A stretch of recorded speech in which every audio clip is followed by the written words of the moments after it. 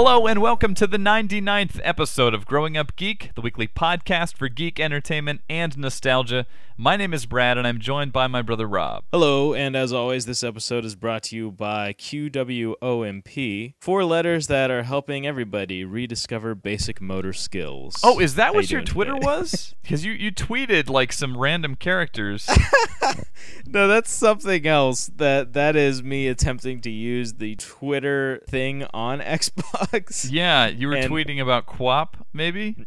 No, I was simply trying the fourth and final post is what I was trying to do, which was like Xbox Live fall update was all I was trying to write, because I always preface my tweets with kind of like what they're about. Yeah. And I failed to do that twice in a row because of just the keyboard. Like, I'm appreciative that I have that attachment to my controller, the keyboard thing. Especially now, like Facebook, Twitter. Yeah, I have the tweet up in front of me. It just says Xbox 360. No, not even that. It says XB360, and it just says F. And then the next one has like a character that I don't even recognize. It's like a combination C and E. Right. It's not like a phonetic thing, and it says B3. So I was trying to type out Xbox 360 fall update, and I ended up I was throwing them, and I'd always hit enter when I didn't intend to, and it would tweet it, and I'd be like, how do I delete it? And then I decided to not, and just like, all right, these tweets will just serve as evidence of how hard it is to do this. Yeah, have you been digging that fall update? I tried it for a bit, and it felt weird. Yeah. So right now, that's my review. It feels weird. I was glad to see that it's not like an upgrade. You don't have to download it. It's just individual apps that you can download if you want them. I played with the Facebook one, which I thought was kind of cool. You can put your friends' pictures up on your screen and slideshow them like always. That's really cool. But the thing I am blown away with that I love the most about this is Zune Marketplace. The instant on 1080p stuff. Yeah, I haven't checked this out yet, but tell me what's going on with this. 'Cause basically, I thought like that was what I was least looking forward to. I was like, Zune, right? They're just pushing Zune on me. No, it's the technology that interests me because it works. Like, I don't know how. I mean, I use the instant stream on Netflix all the time, and I'm constantly talking about that. But that's the kind of thing where you buffer for a little bit, and then it loads and detects your internet speed. This sucker starts up instantly with like bad quality, and then you watch it morph in real time into like high def. And on my connection, which I have Comcast, I mean I have like a 768. I don't know what a lot of other people out there are dealing with. Obviously, you need broadband to have a 360 online, but I really think this is like some kind of like voodoo technology that needs to be explored, because I pulled up. You can test this out, by the way, without buying any content on there. Just by going to their TV shows or movies and just clicking watch preview, it uses the same tech. So that's what I was doing. I was watching clips of like Mad Men and Psych and a bunch of shows, and they were just like coming up HD in a few seconds, which is great. How expensive are the shows? Like, well, that's the thing I want to talk about is like the problem is that some things are buy only, some things are rent only, some things are buy and rent. I have no interest in that. You know what I mean? If you have technology that allows you to stream this awesome, you gotta have a subscription streaming service. You know what I mean? Right. Like, I'm not interested in buying an episode of Psych. I'm sorry. Like, I'm too used to now just pulling up like The Office or Heroes or whatever on Netflix. They gotta have like an all-you-can-eat streaming, maybe up their sleeve. I hope, because this tech is just good. And I think that buying doesn't make sense in that kind of field, because you're going to run out of hard drive space, Right. And until it's like terabytes and terabytes, it's not worth buying. And then if they're like, well, what it means is that anytime you can download it again. Well, it's like, well, no, it doesn't, because eventually that server goes. Yeah, and I'm curious if anybody wants to tweet us with like their experience in this, because I'm curious if you do buy an episode, does it download it and then you watch it in full HD, or are you just kind of like streaming it? Yeah. I'm curious about that. I'm GUG Rob. And I'm GUG Brad. Yep. Pretty basic there. Yeah, so that's cool. So you've been QWOPing, I guess? I've been QWOPing, yeah. If you go to Google, type in QWOP, you'll pull up this game, and it's by the makers of Little Big Planet. Yeah. So they're all about the physics, and so they have this whole athletics demonstration thing. One is playing like cricket with your mouse and these other things, but by far the most interesting is the one for running. And they call it QWOP because that's the controls. You control your thighs with the Q and W and your calves with O and P. Yep. I first heard about this like a year ago on NoobTube.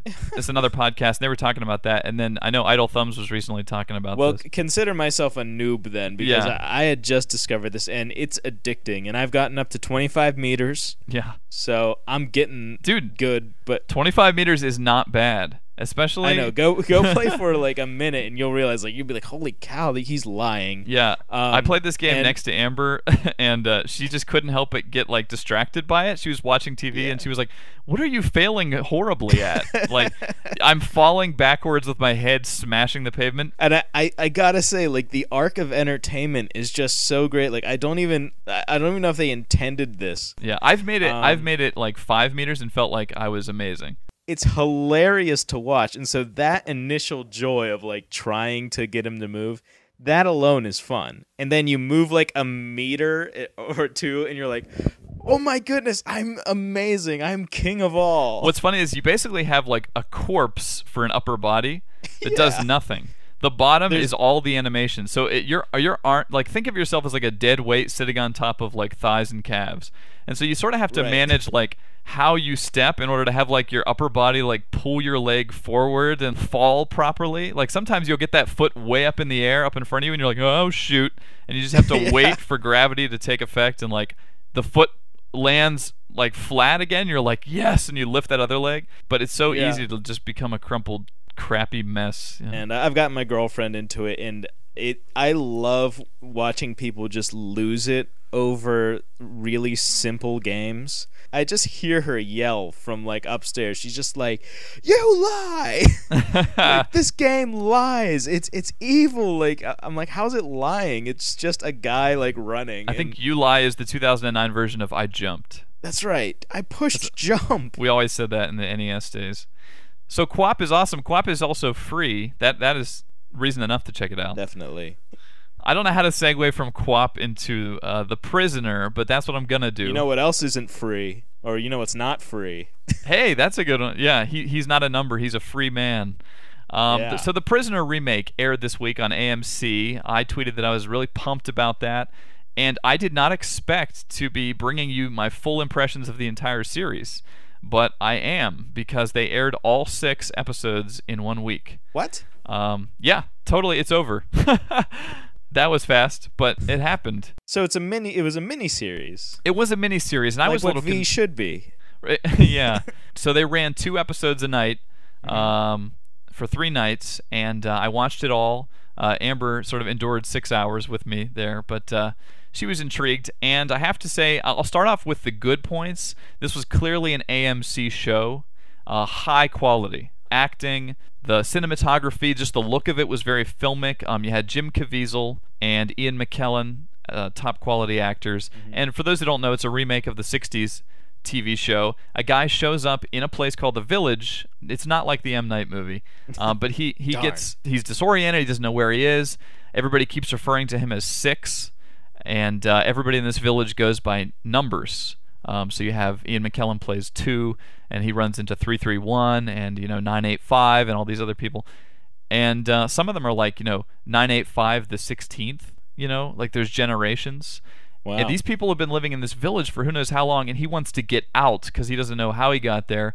And they're all like, "Ha! There is no way out of the village. There's no other place but the village." So very good premise. Great first episode. That first hour I highly recommend. Done very well. And if you know anything about The Prisoner, they totally had the ball. Which, if you've ever seen old clips of that show, that is something that I could see a lot of shows just ejecting because it's kind of weird. And if you're doing a modern remake, could be seen as strange. This show went for weird. I definitely appreciated that.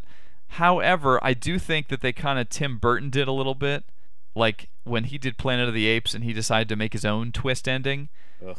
I know you and I were very excited about how this was going to actually end. I won't spoil it, but they chose to base these 6 episodes off of 6 sort of random episodes of the TV series, which had like 17, I think. Right. So each episode is sort of based loosely off the original. The final episode of the new one was called Checkmate, and that was not the final episode of the original series. And in the end, it doesn't have the crazy Twilight Zone ending that the original did. And I was really disappointed by that. And not just by that, but by a lot of the subplots that this show had. They have sort of a father-son thing, and they have a husband and wife thing. There's a lot of stuff going on. I didn't find it particularly interesting, unfortunately, once it got into kind of the middle, like the meat of the show. And I also found the technique that they used for kind of throwing you off and making you feel kind of like the main character to be really disorienting. There was a lot of like fast editing in such a way that I actually would sometimes make connections in my mind that weren't real, like, oh, he talked to that guy. Oh, no, he didn't. It was just the editing, you know? Yeah. So it kind of caused me to be confused, and that's unfortunate because it's a high quality production, and I feel like they could have focused more on the premise and carrying through this man who has all of these memories of his former life and remembers with full clarity, like Albert Einstein and Charles Darwin. Like, he's mentioning these people to them, and they're like, you're making all this up. But you can tell that some of them are like, wait a minute, this guy knows a heck of a lot of nonsense, you know? Right. And that was the exciting part. I think that if they had carried that through, like Nowhere Man, you know? Yeah. Show that we both love about a guy who knows he's sane in a world that says he's crazy, you know? That would have been great. Unfortunately, it got kind of muddled in some of the other subplots, and ultimately I didn't end up enjoying it as much as I was hoping. That's sad, but it is all over now, so that was The Prisoner. So did it work, though, like for those 6 episodes then? Were you ever like, well, maybe I shouldn't watch it all the way through to the end? Or you're like, no, I'm interested in seeing it, even though it maybe turned out to be like a bad 6-hour movie? It had a lot of moments of really cool stuff, but I have to say it like I said, it almost was like Lost, where it was doing things that you're like, I don't really need to see this or care. I think by episode 3 I was getting fatigued a little bit, and that's not cool, you know? I mean, it's only 6 episodes, so I carried through to the end, but the final 2 I was just sort of like half watching, and that's... So it's probably best, like, you don't really have to see this, or... Yeah, unfortunately, but, you know, I would say that first hour is so good, you know? It's like, darn it. It retains some of the Britishness, too, which I enjoyed. Ian McKellen is a great, just sort of classic, like, British gentleman kind of villain who eats cherry cake while people are dying, you know? I mean, very cool. So... unfortunately, that's The Prisoner. Ah, well, it's a shame. Well, if I do want to check it out, is it available like on Hulu or anything? Are you aware? It might be on AMC's website. I know they're advertising the DVDs. Also, real quick on advertising, just the last thing I'll say about this, really annoying bumpers right before commercials. I guess to avoid the Lost effect where people like don't think they're going to answer anything, they would go, remember this? And they would show something that you just saw, and they would go, come back in 30 seconds for the answer. Ew. And they did that every commercial bumper. Remember this? And it was like, yeah, I just saw it. It sounds like an idea that somebody had, and like they just didn't think like, oh, that's actually going to be annoying. Yeah, and the whole dang thing was brought to you by Palm Pre. I mean, there must not have been like any other commercials that whole time than that same Palm commercial.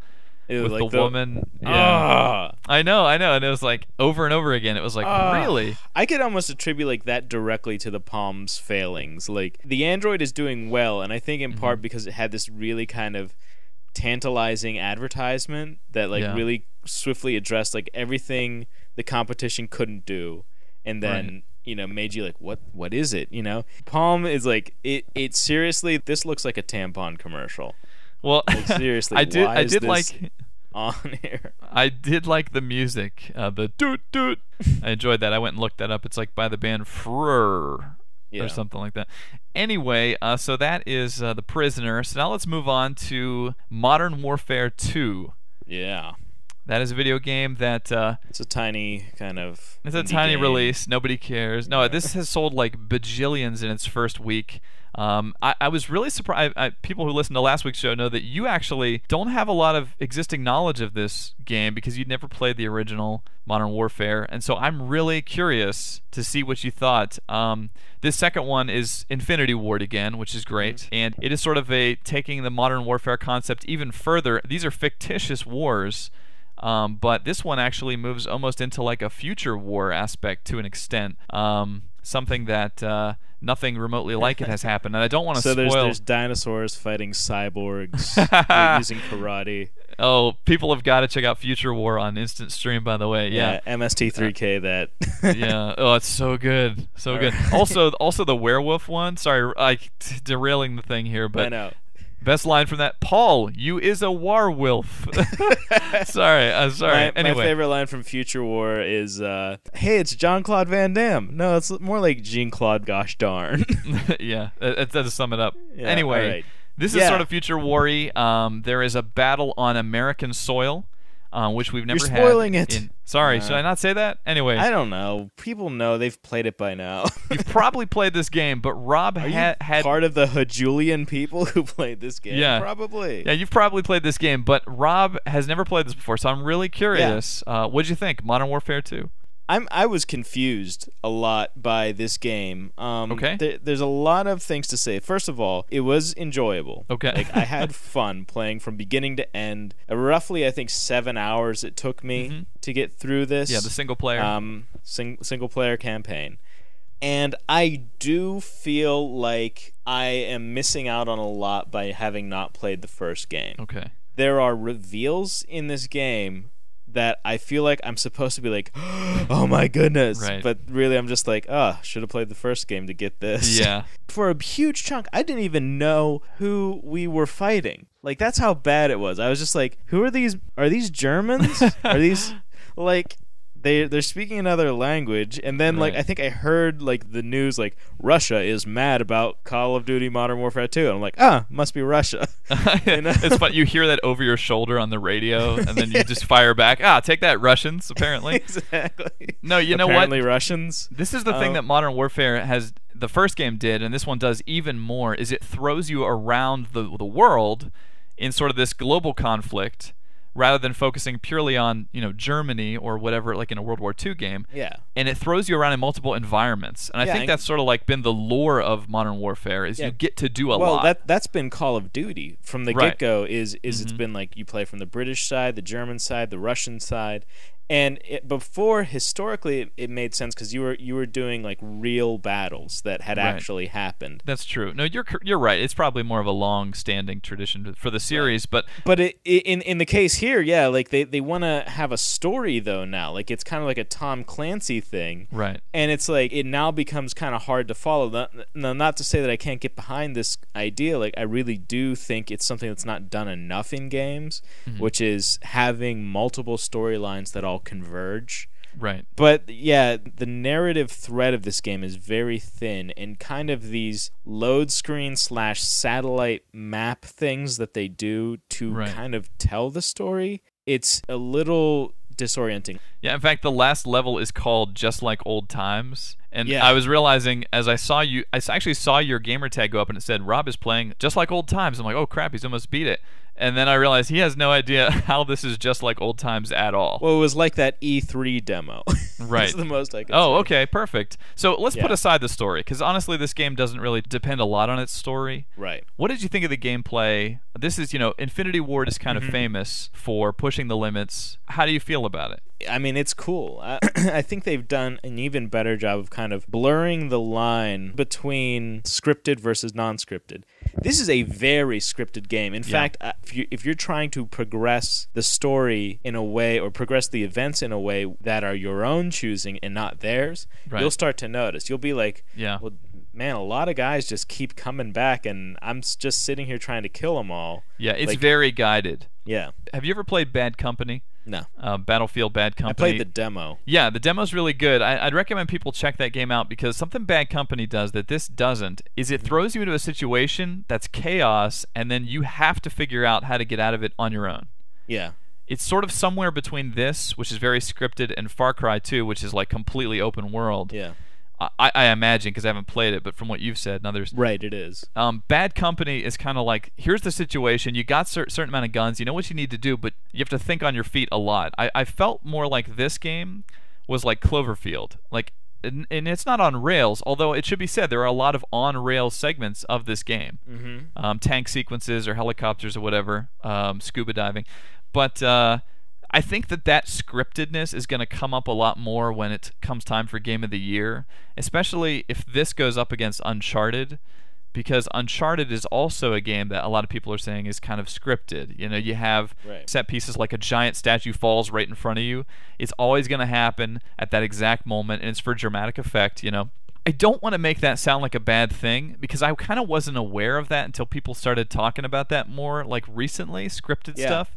I think one of my favorite games, Half-Life 2, you know, is very scripted, done in a way that is sort of, you don't feel like you're being guided.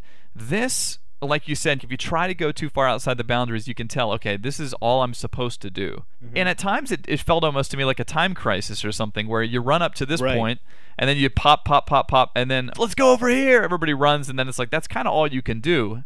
At the same time, Infinity Ward is awesome. Mm-hmm. This game is so polished and so amazing looking and feeling. Like, it feels incredibly good. Yeah, I think it really dawned on me that I was playing a AAA game. It was like I'm watching a summer blockbuster action movie. Like, this is high budget. You could just tell the type of polish this has. Yeah, so for as much control as you do have, like, it feels so good, super smooth. The graphics engine still blows me away. I can see now how the geometry is kind of more simplistic at times, like trees and things, but the detail and the level of effects, like ash, or more importantly, sparks, like the way they have like sparks flying through the air now from like fire, rain, all that stuff, lighting, really puts you in the setting. And there are so many varieties of settings that this is just a smorgasbord. Like, it passed my test for I don't want to return this game, because I rented it. Oh, really? Yeah, I rented it, and I bought the first one. It's kind of odd. I'm renting this one, but I was like, dang, I want to replay the Gulag, you know, or whatever. I want to redo that helicopter sequence. They're really good sequences. Really good. Well, having said that, have you tried out the Special Ops mode yet? No. In fact, I'm mad because I thought the multiplayer only was, you know, deathmatch kind of stuff. Right. And generally I get killed in that stuff. You log on to die. Yeah, no, and then I found out it has cooperative special missions called Special Ops. Have you tried that at all? Yeah, I tried it a bit, but it was single player. But what I'm saying is, what is cool about this game is Special Ops essentially lets you replay certain instances of the game. Right. But now you can go multiplayer just for that area and try and like get the most kills. And what you're trying to do is earn stars, depending on how well you do or what difficulty you beat it on. I like that a lot. It's cool, and I've had some people say like it's very addicting to try and earn those stars. And alternately, I did try out the multiplayer just a bit, just for like full coverage. Mm-hmm. Got my butt kicked. I think we can join that club. But you know what? I do have to say, it is more enticing than most multiplayers that I get my butt kicked in, namely like Halo 3. Because there was a moment whenever I finally like got a kill, you know, and finally took down another guy, and all of a sudden the game just starts acknowledging it. You know, it's just like, you got your first kill. Good job. You know, it's like 200 points for killing a guy who killed you before, and you get this medal. You know, and then I get back to the screen. It's like, you've unlocked, you know, a special tag on your vest, and I'm like, wow. You know, like it suddenly had this feeling of like playing a game in like the video arcades. You know, where it's really difficult. Yeah, it's going to eat up my quarters, and all the other kids who are playing there are going to kick my butt. But that feeling of just like rewards for high scores just returned to me, and you know, I actually am kind of enticed to keep playing it. And maybe if I get into a rhythm, if I have people that it's more interesting to play with, I might actually you know, really enjoy it. But obviously, it suffers from the Xbox Live community using it. The community, multiplayer community in general. I am looking forward to trying that Special Ops out. I think I'm going to have to re-rent or buy this game, and that would be my advice for sure. Is if you're interested in this, it's a buy. And I'm not. I don't even have to say that, but cooperative stuff with one other person going through achieving stuff, that would be so cool. Well, I do want to say though that if you're recommending this for a buy, I have to say I gotta recommend this for a rent. Okay. Because sure. it's not very exhaustive in my opinion. It doesn't last too long, so Right. it's a fun 5 to 7 hours. Right. But after that, unless you want to get your butt handed to you time and time again, Yeah. it might not have a lot to go back to. Now, granted, the gameplay is solid, so there may be a lot to go back to. Oh yeah, and I have to say know. we should talk about the difficulty. Mm-hmm. I got killed in the single player until basically the game lets you change your difficulty in the middle of a mission from the start screen, and I had to lower it down to the bottom most difficulty. Really? I totally did. I felt terrible. I was going to ask you that. I felt terrible, but even on that lowest difficulty, it was still challenging in the later levels, like the last couple levels. It was mostly cake throughout the rest of it. Like guys shoot directly at your face and like nothing's happening. I was getting creamed on the normal difficulty, and I've heard other people say this game is hard. But sorry, that's like a side thing. No, it's not at all, because I think it is something that actually I started to enjoy about this game was the difficulty. I didn't change it. I set it to normal and just pushed through. And what I was going to say is you might be able to go through and extend your replay trying to achieve the harder difficulties. Oh, yeah. It definitely is rewarding to overcome some of these situations. Yeah. And part of me was like, you know what? This game is going so much for simulating warfare, right, that you kind of have to get yourself in that mental mindset of like every corner is dangerous. Yeah. You can't just like do the Doom thing where you're just running and shooting. You really are vulnerable in this game, and it feels that way. Yeah, let's talk a little bit about that actually, because Infinity Ward has actually gotten some flack for this game, and you've probably heard this, specifically from Russia.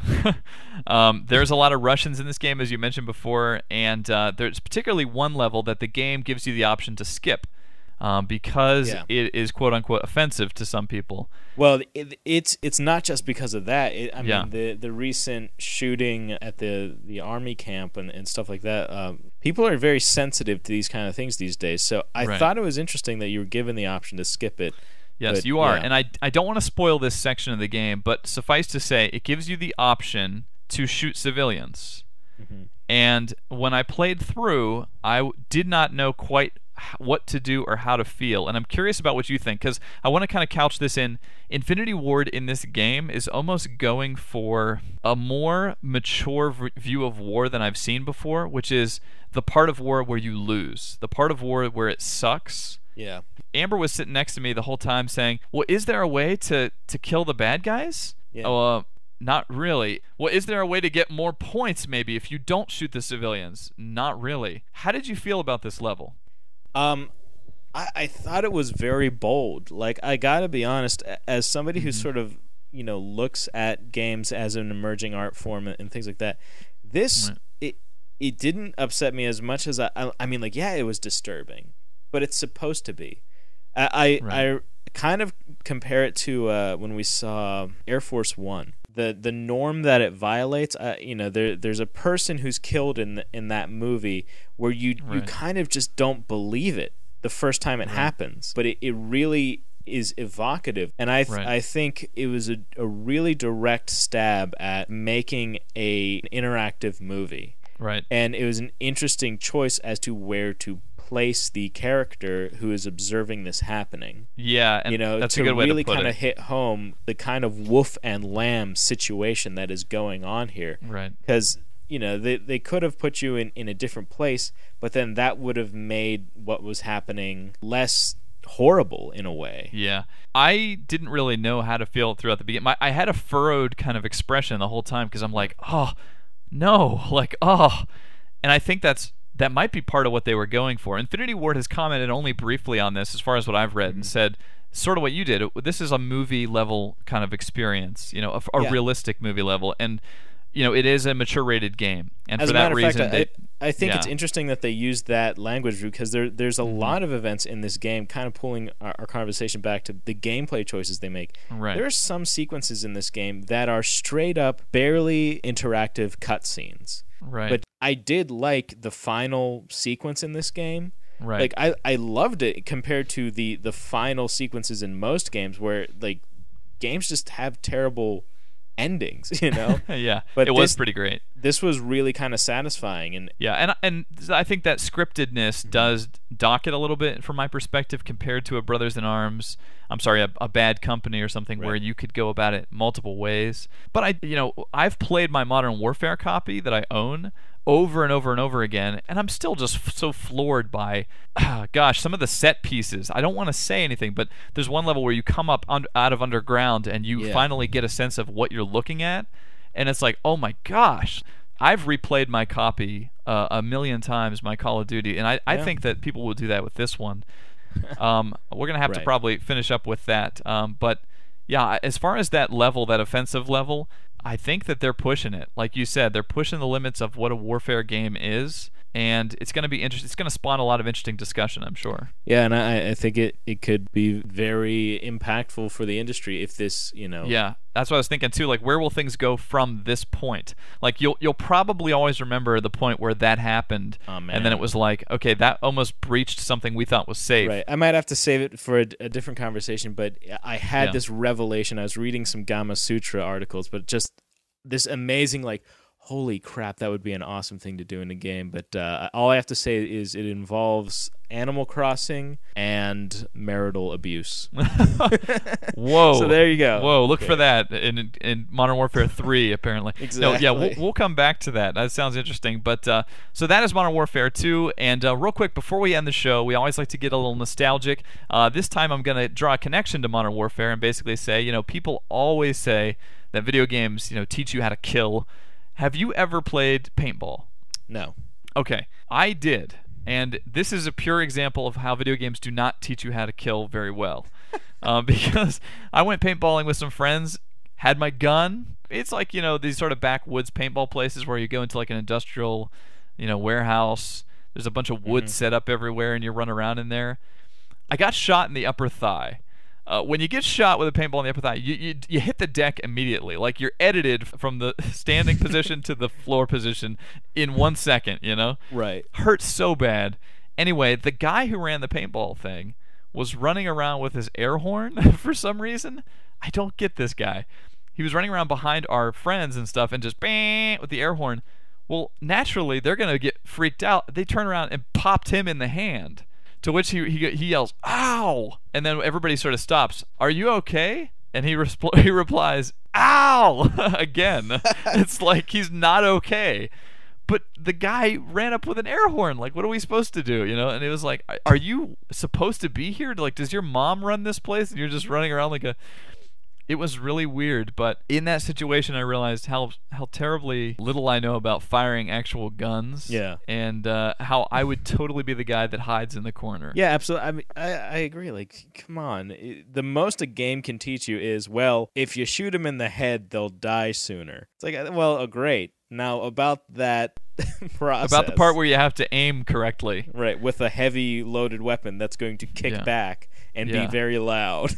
God, I got so murdered in Call of Duty. It's crazy. I must not be as good as other people. I'll just admit that. But, man, my techniques are like crouching and firing at legs. Oh, trust me. I really had to... It took me a while. And one thing I kind of like that they were upfront about... Yeah. Sorry, I keep coming back, but like the auto-aiming, where if you squeeze the trigger and you're sort of close, it'll automatically go in.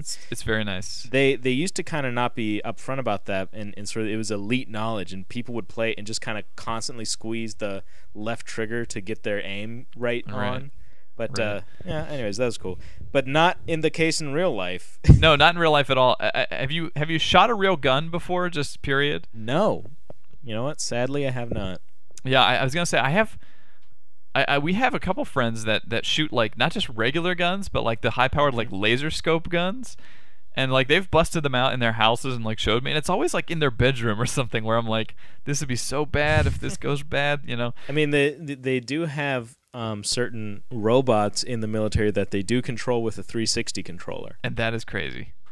That is crazy. Oh, and that's awesome. Final word on all of this. Real life versus video games. I have talked to veterans. I've talked to people who've been in warfare. I'm very interested in their opinion of us simulating this stuff. Specifically, World War II games always bothered me morally because this is stuff my grandfather really did, and now I'm like Bachitoed hands running up the beach, like, you know, like as if I could even have done that, you know. Right. And that always bothered me. Just personal thing, you know, not going to stop anybody else from doing it. But I met a Marine the other day in Target, and I was like, what do you think about this stuff? And he's like, dude, we play those games on base.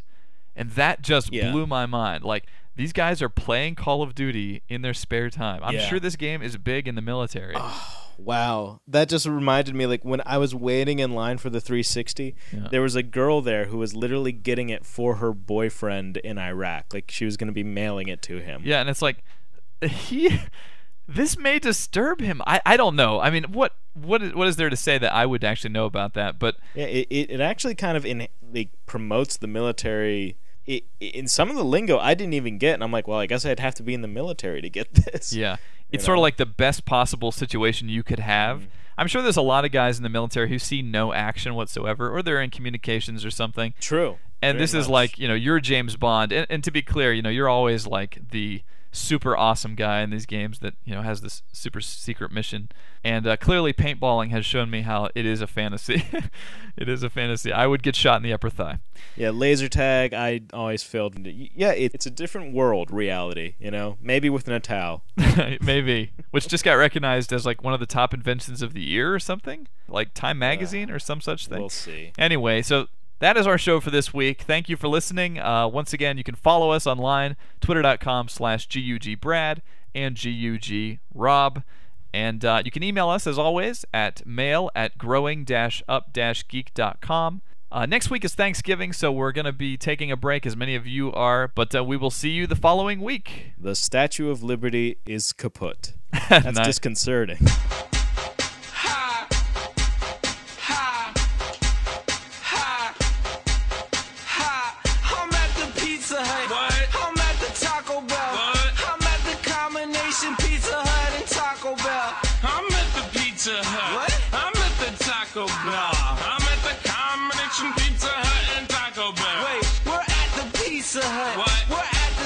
Taco Bell. What? We're at the combination Pizza Hut and Taco Bell.